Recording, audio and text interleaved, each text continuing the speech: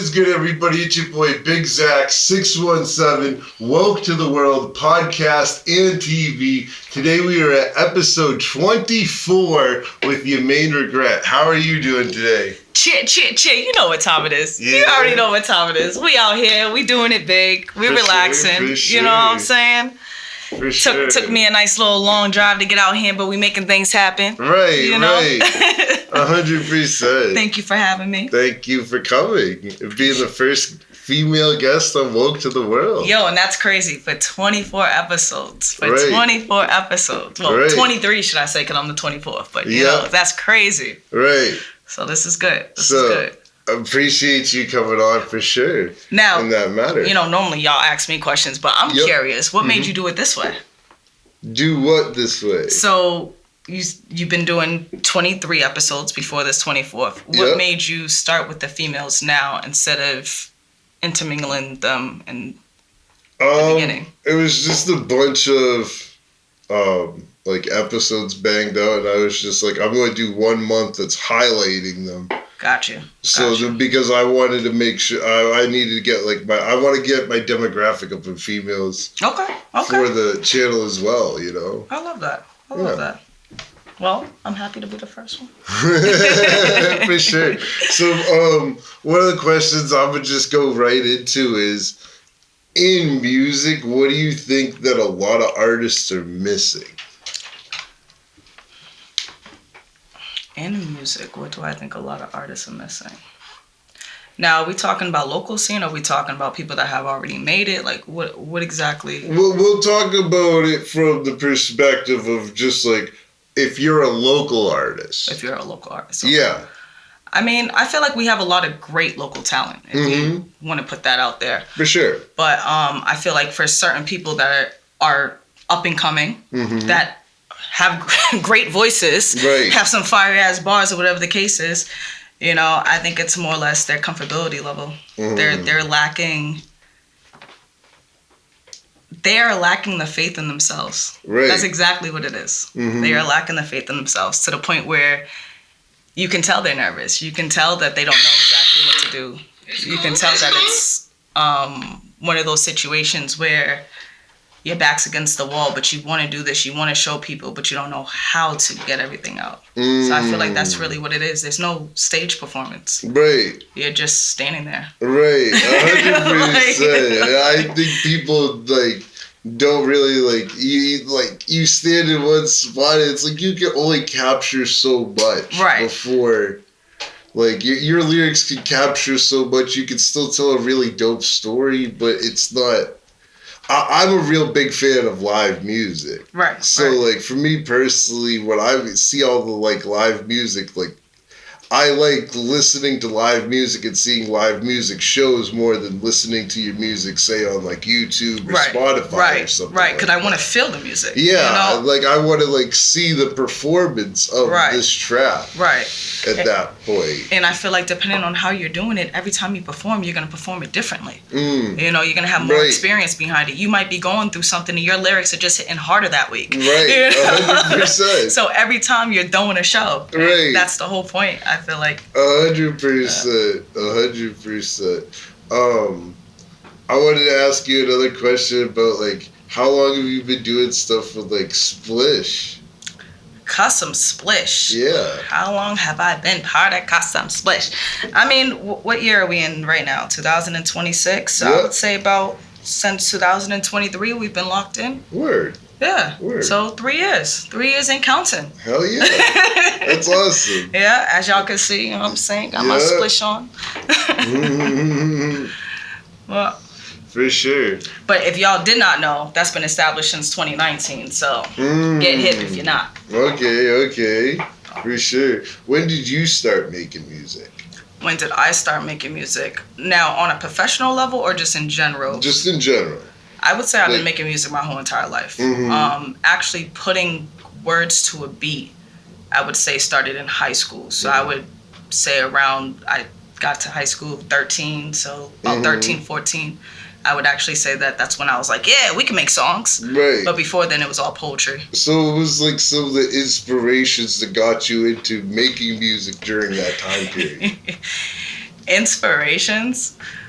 I mean, I could list idols. I'm not gonna do that on this one. I'm not gonna list too many idols. Okay, yeah. But what I will say is my inspiration was me finding an outlet to get through everything that I was going through at the moment in time. Being a kid that was also wrapped into, therapy and counseling and shit like that at such a young age, that added on into, becoming a young adult. Right. It was like, I need something else than just these random people coming in, questioning me and writing something down on a piece of paper and then diagnosing me with something, so I turned to my page, beat, my pen, and that was it.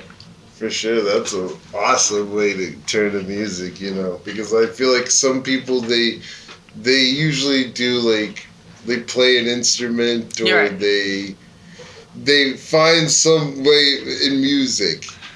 I mean, 100%. 100%. 100%. It's like I know a lot of people, they do choir and stuff. Right. I did that as a kid too. Yeah. I played piano. I got into drums for a little bit. I tried guitar. I sucked at it, but I tried it. Right.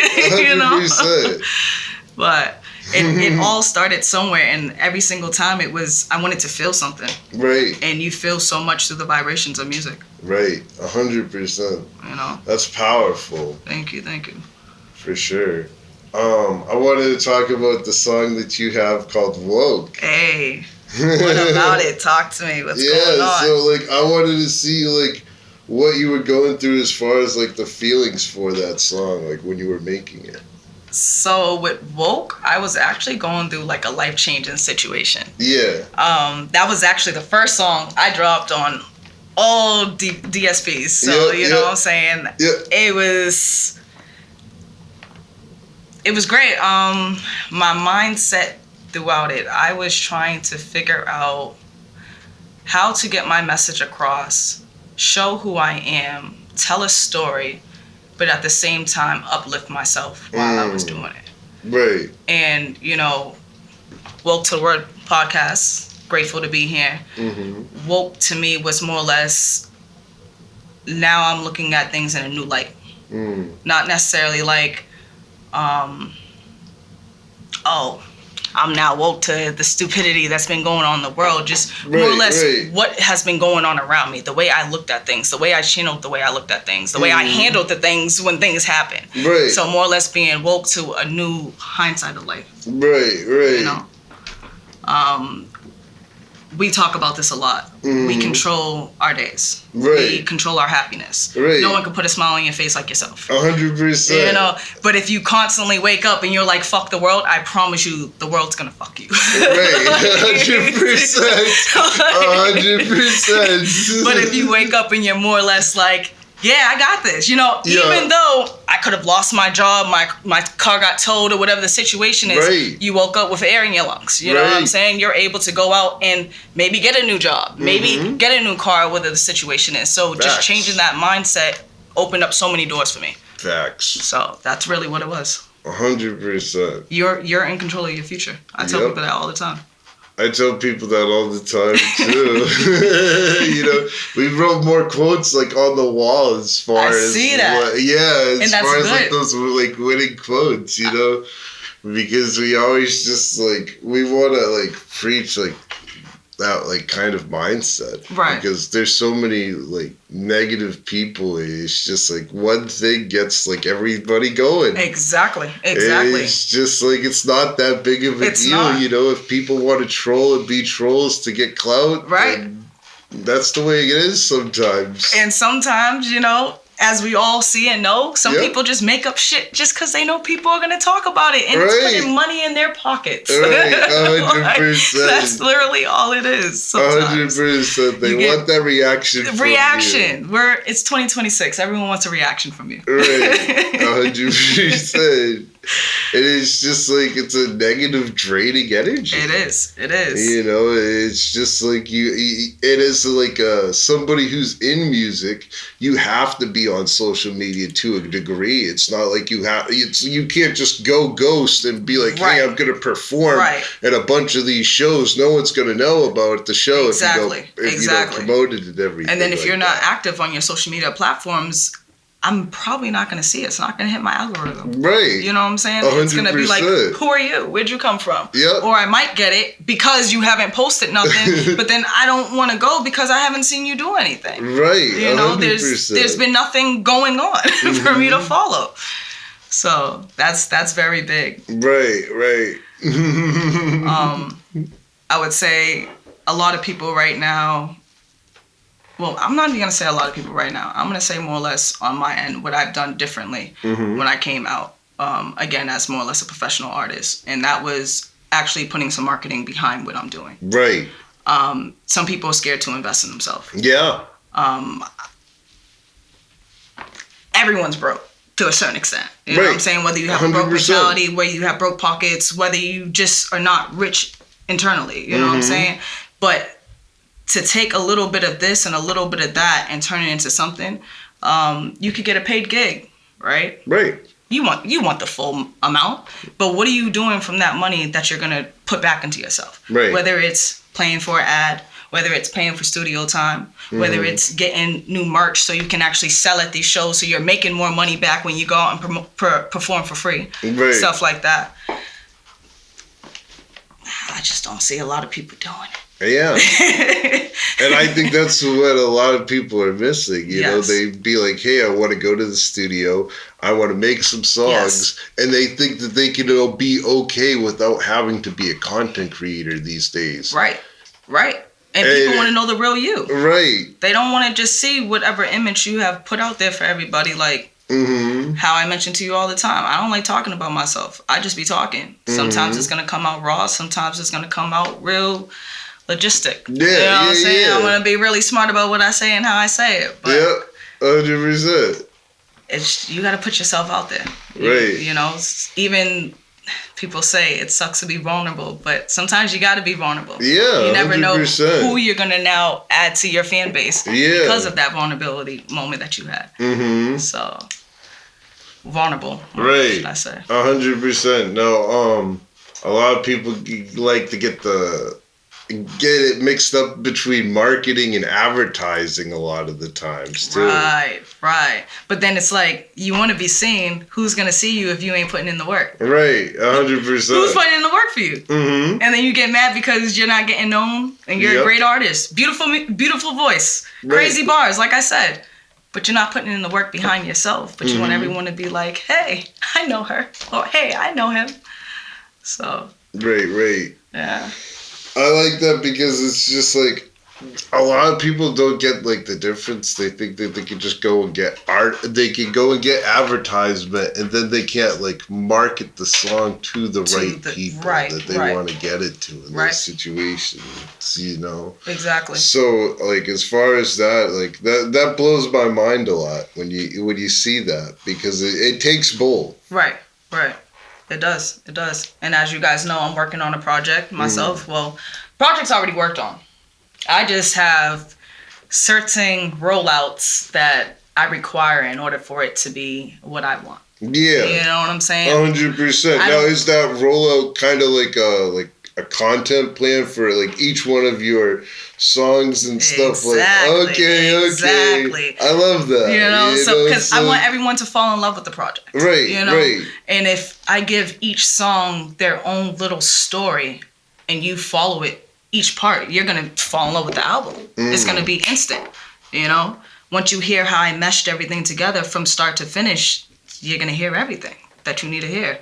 But giving each song its own little highlight, its own little spark, its own little image, I feel like it's just going to push me to a place that I never thought that I could be. So, trying to do things a little different. Right. I feel like my other songs, Motivation, Woke, I pushed them out. Everyone knew about it. I felt like it was all over the internet. Like some people was using it for their podcast for the beginning. Yeah. You know, shout out to Monday Motivation with 44 Noise. So that was dope. I love that. Yeah. People was just putting it out. Hey, I'm having a bad day, but I heard this song. This is great. And that 100%. Was, you know what I'm saying? That was a beautiful rollout. And that was unintentional. I was just trying to make sure I got up. You know, I was trying to make sure I was good. Right, 100%. But you know, Your music's powerful in that sense because people can listen to it and they really hear the message. Thank you. And I think that there's a lot of people that you don't hear that message in these days. Right. Or you don't understand what they're saying because it's so much, what is it called? Auto-tune? Yeah. You don't really know. 100%. Or the ad-libs are over the actual body of the song. You don't really know what's being said. You're just kind of going with the beat. And I feel like nowadays, not even speaking on local, speaking on what the entertainment world wants. It's all about the beat. It's all about the frequencies inside the beat. You know what I'm saying? It's not necessarily what is being said anymore. That's what I'm learning. It's not what's being said anymore. Right. Oh, that's a nice song. He could sit here and say he's going to jump off the bridge, but we heard this dope-ass beat before he said he was going to jump off the bridge. Now everyone's screaming, we're jumping off the bridge because we have a dope beat behind it. Yeah. You know? And it used to be that way with the hook. And now it's not with the hook, it's with the beat. Exactly. Because the hook is what we followed along with. Right, and then you start listening deep, and you're like, hold on, I know your actual bars. We on the lyrics. I got you. But it's just a tune now. Everything is a tune. So I try, when I do make music, I try to make sure that I give something catchy, whether it's the hook, whether it's the lyrics, or whether it's the beat. But you don't get lost in just the beat. You can always find yourself to the message that's being said. Hell yeah, I love that. Thank you. Another question I had is, with motivation, what was kind of the obviously, when you listen to the song, you could hear the message throughout it. But where were you coming from during that particular song? Oh, I was going through a lot of things. Yeah, a lot of things, and it was my buddy Constant Music. Shout out to him. He's the producer on that beat. He hit me up. He said he wanted to do a volume. It was a friend's album. Can't tell you if that ever got executed, but I can tell you Motivation got executed, so that was good. Was good. But he sent me a whole bunch of beats, and I'm listening to the beats, and you already know I'm a different artist. I like a lot of piano, a lot of guitar. I heard a couple beats, and I was like, oh, so you want me to give you some trap vibes in a way. So I'm like, how can I turn this beat into a motivational vibe, get you up out of your seat, but at the same thing, don't lose the message that I've been putting out for everybody. Right. You know? All right, cool. Because what I heard the beat reminds me of anthem vibes. Yeah, a little drill or something like that.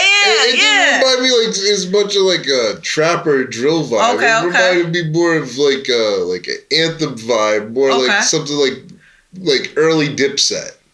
Oh, okay. We Fly High? Yeah. like something everybody knows and just kind of remembers you by? Right. Okay. I can see that. Sense. I can see that. So, from that sense, I was just okay, it kind of sounds like an anthem, but then, that was really cool. We got to shoot the music video. Right. For that Exactly. too. Yo, that music video was honestly one of my favorite ones to shoot. Shout out to Sandal Films, the one that's behind all my music videos. Yeah. But it's, when I tell you, to have both of you guys were there, and then there was maybe at least 20 people in and out throughout the day that showed up. Right. It was beautiful. Right. 100%. Just to see everybody come together, not only to make the song what I wanted it to be, the image that I had for it, because the whole thing is for everyone to come together as community, right? Motivated, being able to get up and see another day. So to see that I just threw it out on social media, made a group event page about it, and people really pulled through, that was good. Yeah. Because you got to remember, Motivation came out in 23? Yeah, I want to say 23. Yeah, so that was around this is all new. This is me just coming out. And I'm like, oh, so y'all know woke, now y'all know Motivation. What else can I do? Right, 100%. So, as y'all can see. And then you did that video with Local Legends. Yes. And that's also highlighting No One, a song off of that album. Right, so that was really good. That was actually really good. Shout out Local Legends. Yeah. Out in Providence. You know what I'm saying? Nice. You know. I've been seeing Providence has a whole bunch of like podcast scenes. I gotta try to get my way out there. They're doing a lot of stuff. They're doing a lot of stuff. I mean, I feel like people are doing it everywhere. Everywhere in the New England scene, we're pretty much doing. You know, they're more or less on the south side, but everyone's doing it. Everyone's doing it. You know, everybody's like, I don't know. It's just like sometimes I feel like you're like. You're limited sometimes when you don't have the transportation that you need. True. So very much so. So in like those senses, like I don't drive personally, but I know other artists that don't drive. Yeah. And like it limits, like they can't go to this state without like having to like get the driver or anything. But at the same point in time, like they get to save a lot of money at the same point in time. Like, exactly. But it also, like, I mean, here's the problem. Right. If shows don't start on time, how can anyone get home? Right. You know, if the show starts, doors open at 7, I'm expecting to see someone hit the stage by 9 o'clock. Right. You know what I'm saying? I'm expecting to catch my last train by 11. Mm-hmm. That's me seeing everybody that's supposed to perform that night. You know what I'm saying? And me still getting home. Right. Now, if people have more of a structure behind it, I think it would work. I think people will be more willing to take a train and go here. Whether it's you taking the Amtrak all the way to Rhode Island, you'll know you'll be able to get home. Right. Because things are running on schedule. Right, 100%. So. And I love that because, you know, I'm a huge person, a huge believer. That was another question I kind of wanted to, like, circle into was... What was the point for you where you had like where you gave yourself like when you stepped into music professionally? What was the point that gave you like the like where you had the discipline and where you had the consistency? When I saw people that I looked up to fall apart, and that was from whether it was thinking you was where you needed to be and you did not need to grow and it crumbled right under you, or whether it was you got to a spot and you didn't know how to move past that spot because you were so stuck in just that cycle, that chapter. So seeing that, you know, I've watched people that I've looked up to, you know, have a little bit too much to drink and then they want to get on stage. I don't want to see that. You know what I'm saying? 100%. So when it comes to on a professional level, if I'm booking anybody or if anyone's booking me, I want them to know that I'm going to come to your show correctly, just like I show up for my 9-to-5 job. Right. 100%. You hired me to do a job. I need to do that for you. You know? So seeing how it happened to so many people, I was like, it may be fun and games. I know we all want to enjoy ourselves, but there's a time and place for everything. Right. Do that after you get off stage. Right. Do that on the days that you're not performing and you're just going out to show some love, but still be mindful that you're always being watched because you still have a professional image too. Right. And I just say that all the time too. It's just like you think you can turn it off 1 minute. It's like I can't be Zach 1 minute and then be Big Zach the next minute.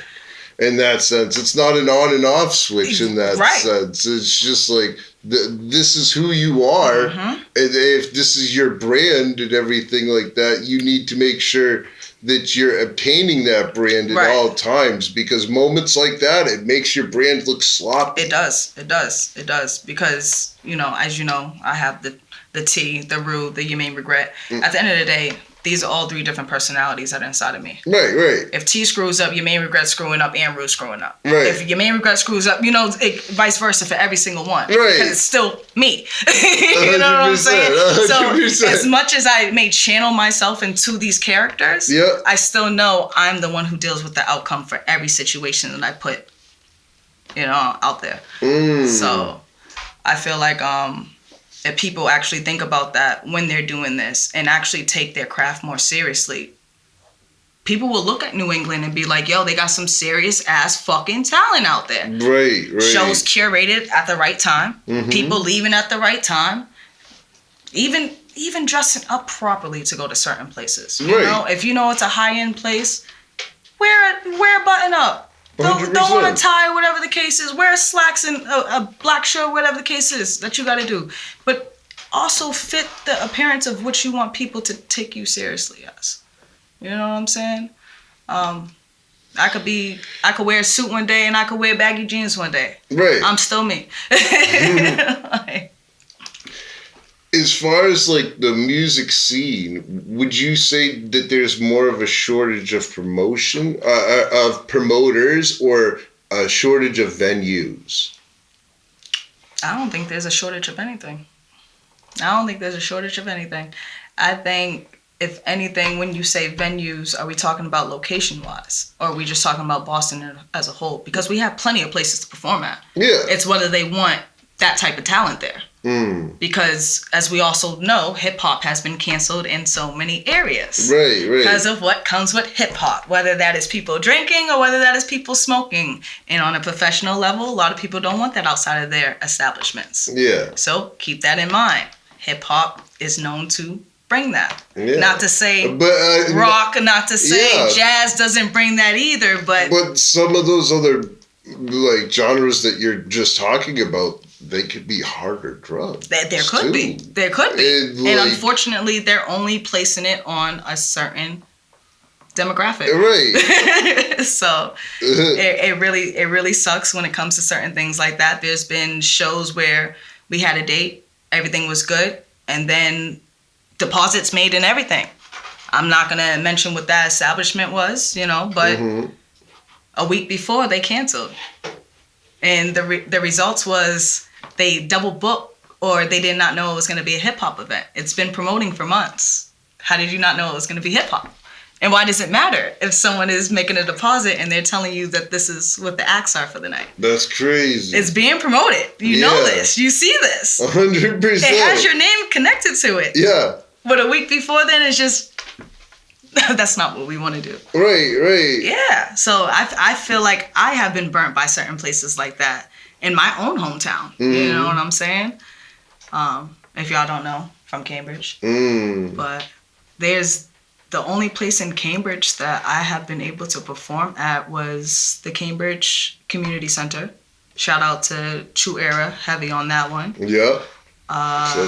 Sonia, Middle East. Yep. You know what I'm saying? Shout out Pillsbury. Shout out Exit Fame. Pillsbury. Leeds Exit Fame. You know what I'm saying? Yep. All of them. Jay Hunt's part of it too. You know, shout out all of them. Smokehouse. Them. But and then there was this place called Out of the Blue Gallery. They shut down. It used to be where the old Blockbusters was in Central Square. Right. Beautiful spot. I performed one time at Cantab Lounge in the basement. Yeah.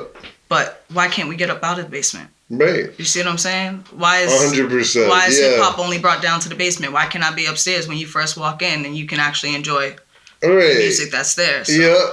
I hear that. You know? Like, I feel in that sense, it's like it gives you like that underground vibe. Like, the Middle East downstairs is like that too. When you go downstairs. True. But it's like, why are you hiding me? Yeah. Why are you hiding me? I get that. It's just like those events get so hot. They do. But I'm looking at it this way. They probably want you underground to contain the music. Right. But still. 100%. I've seen a lot of like places in Central Square recently. They've just like kind of been popping up as like new venues and like art studios and stuff. Oh really? Yeah. Where? Over down near where the McDonald's is. On that little strip. Yeah. I can't think of what that little area is, but they definitely just built. I went to an event not too long ago. Okay. Over there. Okay. It was pretty dope. Nice. It's like a little art gallery and stuff. Okay. You know? I've been there for the Boiler Room set for DJ Shay Live. Shout out to her. That's the most I've been over there for any events so far. But and we forgot about the Foundry. We were talking about we forgot about the Foundry. Yeah, we forgot about the Foundry when we were talking about places in Cambridge you performed. Definitely forgot about. Have you performed at like any like parks or any like on Rattle festivals? Square. Rattle Square, that's in Harvard Square. I performed, wasn't supposed to, which shout out Wally Sparks for throwing me the mic and giving me the opportunity to show off motivation. So that was good. I appreciate that. I'm trying to think, what else have I done in Cambridge? It's quiet. It's quiet. So did you grow up in Cambridge? Born and raised. Yeah. That's awesome. I wish that. I can't even say that. I can't say I wish I was still in Cambridge because who wants to be in a congested area? Mm. But at the same time, it's like I wish I could afford to stay in my hometown. Yeah. And was never had the option to move out. Right. Or never had to move out. Right. 100%. What's one of your favorite spots in Cambridge as far as food-wise? Food-wise in Cambridge that has not went downhill or closed. That's juicy. I'm gonna pass. I plead the fifth on that one. Oh man. Oh man. I plead the fifth on that one. Oh, okay. I feel like a lot of places have closed, changed management. People don't care about their jobs no more, so eating out is just right. It's not it no more. I'd rather just make my meals at home, and that goes for anywhere I go. Yeah. Yeah. I hear that. Unless it's a house, you know what I'm saying? I love me some home cooked meals. Right. But. All right. I'll wrap it up with a question I ask all my guests. Okay. What do you have as far as dreams and goals for yourself moving forward? What do I have for dreams and goals for myself? I want to stop procrastinating when I know what is needed to get the job done. Instead of me putting off certain things, just making sure I stay on track. Goals, I would be to get this album out. Stop procrastinating. Right. And what was the other thing you asked me? Goals and dreams. Goals and dreams. What are my dreams right now? For like you moving forward? Like where do you see yourself? We're still working on that. We're still working on that. Okay. I just know I'm not going to be in the same place I was yesterday. Right. That's all I can say. I love that, What for you, what part is your favorite part as far as the journey? The process. It's the process. I feel like it's the process. Trust the process. Don't rush the process. Okay. Love it. I feel like that's literally what it is. Every up and down, just understand it's okay. Right. It's okay. Live it. 100%. Yeah. Well, I appreciate having you on the show. Thank you, man. I appreciate you so much. Appreciate.